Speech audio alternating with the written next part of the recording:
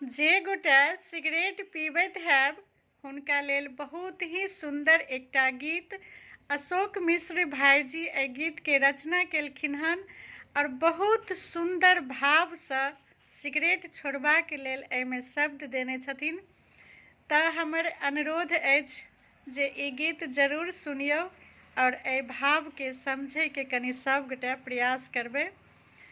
एकटा बात हमरी अहाँ मानि लिअ, एकटा बात हमरी अहाँ मानि लिअ, जाओ सिगरेट पीबै छी तऽ छोड़ि दिअ, जाओ सिगरेट पीबै छी तऽ छोड़ि दिअ, एकटा बात हमरी कनि मानि लिअ,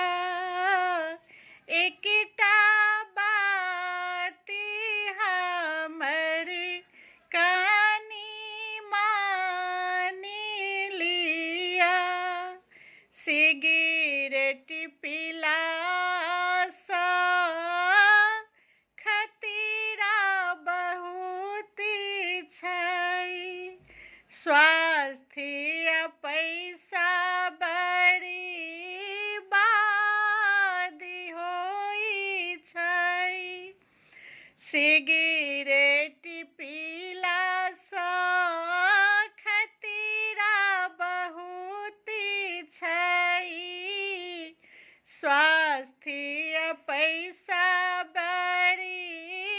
बर्बाद होइ छै, तुरंत ही छोड़ब से ठानि लिअ, अहाँ तुरंत ही छोड़ब से ठानि लिअ, एकटा बात हमरी कनि मानि लिअ, एकटा बात अहाँ कनि मानि लिअ, सामाजिक प्रतिष्ठा सेहो दिन दिन घटत,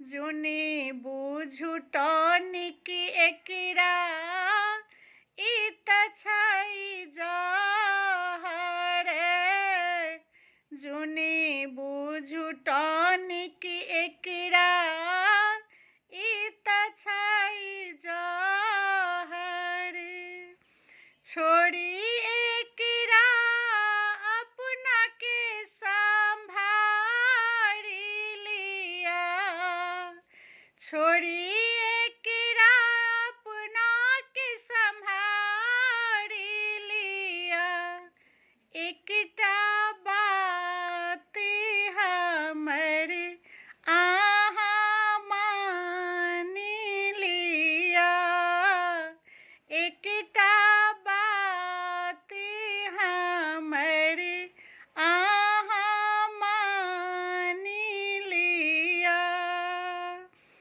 अपन